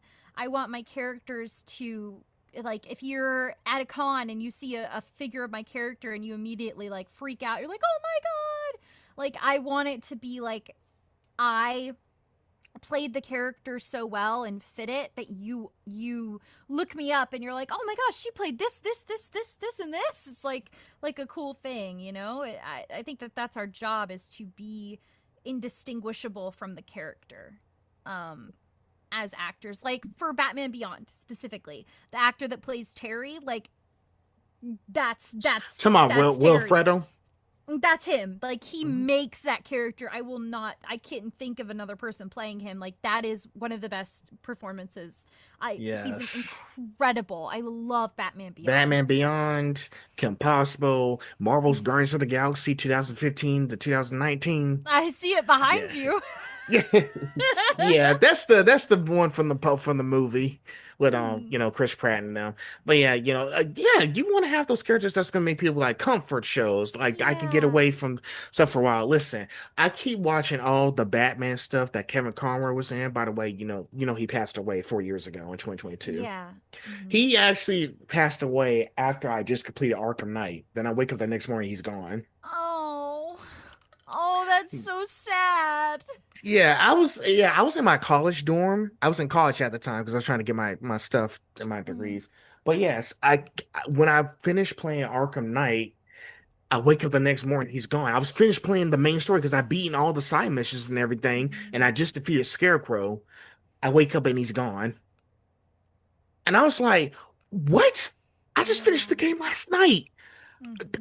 Why did Jim Gordon say this is how the Batman died? And then you were like, great, it was like a manifestation, a bad manifestation. I was like, was it a bad omen? Yeah, But people, maybe. Well, but some people were saying like you were just doing like a good tribute to him yeah, I last was gonna night. say he would have been really happy to know somebody was enjoying his performance before he passed. That's how I would be. I would be like, oh, you, like, of course I don't want to pass, don't want to go anywhere. But I like, I'm know. saying, like, if anybody were to be watching something I was in and they were enjoying it, it would be like, it would be something like, I did my job. I've done it. You can go back and enjoy things that I've done. Like, I think that's like our whole thing as actors and as people. We want to make a footprint and we want it to be a Hmm. healthy footprint. We don't Yeah. want somebody to be like, oh, I hated this person and they caused me this much pain. It was like you're gonna hurt people. That's the world. Like, you know, you learn and you like the people I hurt at the audition. Like, you know, like it was like, but I took that as a, I'm not gonna hurt anybody anymore and I just want to do my best. And I want Mm, people to be happy when they think of me. yeah. The thing with the comfort Uh, character too is like, one thing I'll say about like the shojo thing is that I would listen to a lot of like comfort audios, like people playing certain characters and stuff. Um, and one thing is like with the shojo thing is like, if somebody's having a PTSD reaction, if they have just gone through something, like they don't know that they can be loved. Like I watched Oran High School Host Club, and the whole reason about it, like that it was like, oh my gosh, I deserve love too. It was just mhm. that thing that stuck Oh, with me, and I think that with with that is like, I just want to be there if someone needs something comforting, if they're having a bad reaction, if they need something, you could hear my voice and you can calm down to it and yeah. self-regulate. It's good. Yeah, all those emotional scenes, like and going back to Kevin, if he was still alive, I would get all my, Batman stuff, but I can't get a sign if he's dead. So, Mm-hmm. you know, you know, but I'm glad that he lived a happy life because he is Batman. Mm-hmm. Like, of course, other actors do a good job, but he will always be the Batman Always in my be heart. Batman. Because Mm-hmm. I'll also say this, I don't know if I saw like I think I've seen a few conventions where they go to conventions and they start crying in front of the voice actors because their characters helped them out. Mm-hmm. I think there's probably some. I know some of y'all. I know some of y'all had those kind of experiences, and of course, y'all gave them hugs and everything.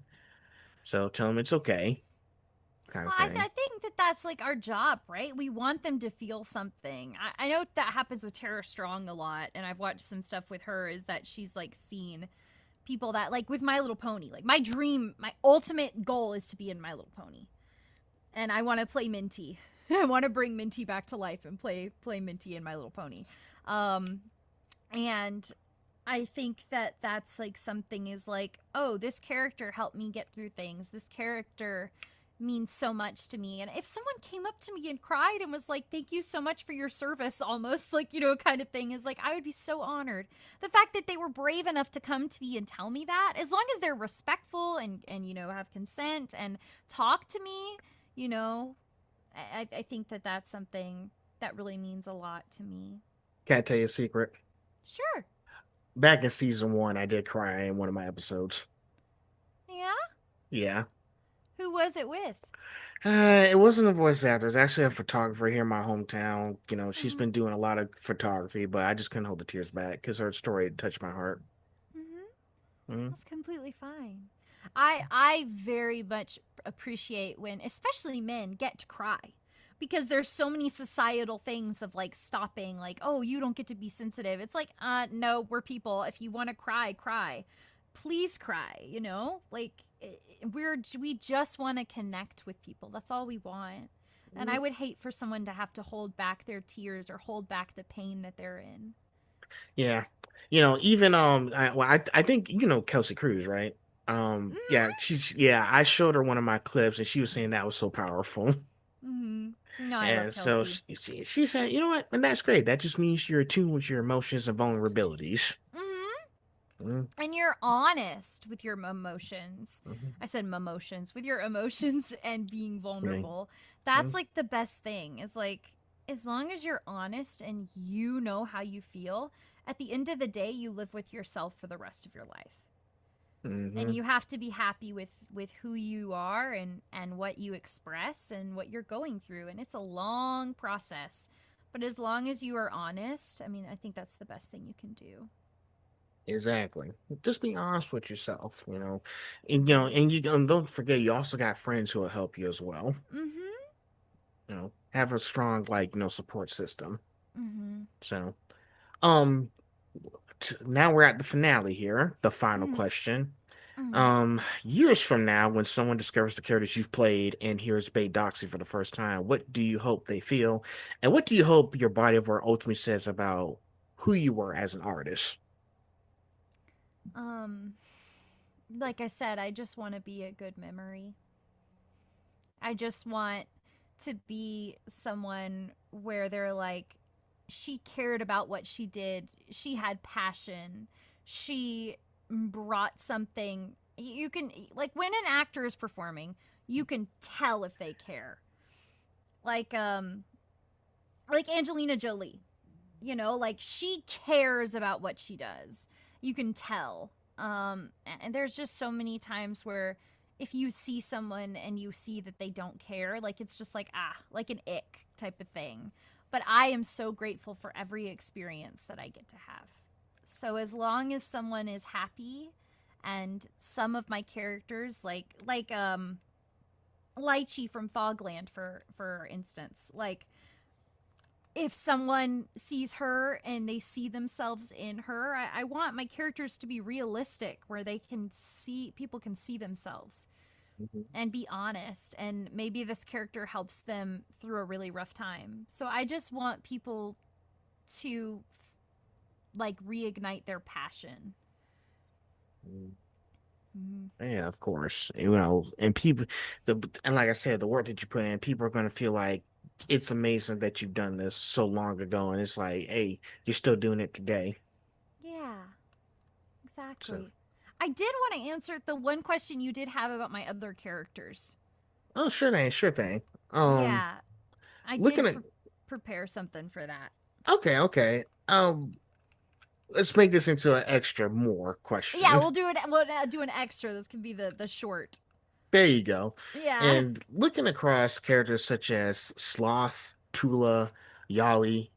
Arena, Maria, Sarah, Lai Annie, and the others you brought to life. Is there one performance you wish more people would discover? And what makes that character particularly special to you? So I was gonna bring up Lychee. Um, Lychee is in Fogland, and do you know anything about Fogland? I heard bits and pieces of it, but I haven't gotten the full details. Is it okay if I spoil it for you? Go ahead. Okay. It sounds man. I'm So used to it. Fogland is about a character named Dante, and kind of like the Dante's Inferno thing. And he is a science teacher, and he gets brought to this jail, like it's called Fogland, like this incredible like prison where nobody's seen any of the inmates. They've only know that it's called Fogland because there's fog just currently. But there's all these like superstitions, and people think that it's like a bunch of aliens or something crazy. Well, he goes in to be a teacher, and there's a prison break where he gets captured, and he gets in the prison, and he can't escape the prison. And so one of the characters that he meets is my character named Lychee and her partner Rambutan. And they are just the sweetest couple. Like they just are like, he calls them civilized people. Dante is very, very egotistical. He's just like, and so he's like, finally civilized people. And these civilized people take advantage of him. And all their whole dream, that's like a big twist, is their whole dream is to get married and get out of there together. But with Fogland is you eat fog, which is a drug, and you get addicted to it, and it gives you certain powers. So like Lychee has she has like a thing on her head where you hit it, and she takes a picture, and then she can draw. Like completely like, and it's based off a person who actually like hit their head and they could do that. But she can draw and like get certain parts of the prison and stuff. So they're like doing a prison break together. That's like their whole thing. And they use him as like kind of like a decoy. And the really hard thing with her that like really got me is that I didn't know that if I was in her position that I would have done anything differently from her. And I think that that's something where people are like, I think she was so groundbreaking to me because I didn't make a decision if I felt like her. Like I went in thinking, I'm not like her, like I'm fine. And then I get recording and I'm like, I'm so like her and this is killing me. And so it was like I had to put protections in place and talk to my partner about it and just be like, wow, I didn't think she was going to hit me this way. And I think that that's why I really, really like her, is because I think that she makes you think, like, what would you do in this position? I think that's also something is like, I really want people to think when they see my characters and like rethink things. But yeah, so that was Lychee that I was just like, whoa. Wow. Yeah. That's interesting. And I do telling people there's probably more stuff that we don't know about. Because, I think each of these things, I know some people be paying attention to like the main characters, but they also pay attention to the side character stories as well. Because you also be missing out on like what they had to go through in life as well. And I think that's something that most fans just skip over. They just don't, they don't really just, they're just more into like the more action sequences. But for me, I've learned my lesson about learning to sit back and understand each of their backstories. Yeah, like Lychee and Rambutan are so important because they change Dante. Their function in the story is to show him that he can't trust people when he's there. And he shouldn't trust the civilized folk. He should actually listen to his gut and learn. And it just changes him. And they're really, like, I get chills just thinking about them. The fact that they wanted me to play someone that was so important as a story function. She's also, well, I won't spoil it anymore. I'll let you watch the rest of it. But yeah, she's extremely important to me, and it was really eye-opening of like, I need to be really sure of who my characters are before I play them. And one thing that I do is this is like my goal, and like the thing that I do when I'm writing a character, like for myself, is I'll find a few similarities, like the main Uh, similarity that we have, and then the main difference that we have. So I can protect myself knowing that I'm not fully that character. mhm. Right. Like I said, you guys are not the characters. You're still people. Mm-hmm. It's all about bringing these characters to life and bringing humanity into those characters as well. Mm-hmm. Exactly. So, well, now that the extra credits is wrapped up, I guess that kind of brings us to the conclusion. So, Yeah. enjoyed. I think our discussion went great today. I think so too. I'm just so happy that you wanted to meet with me. I had a lot of fun. I think that it was really nice to just get to talk. Yeah, sometimes you need a break from stuff that's going on lately. Yeah. I So, just I just want to make sure like, that like people get an inside look of like the whole theme, like we're just people. it, We're just doing what we love. of course, of Mhm. course.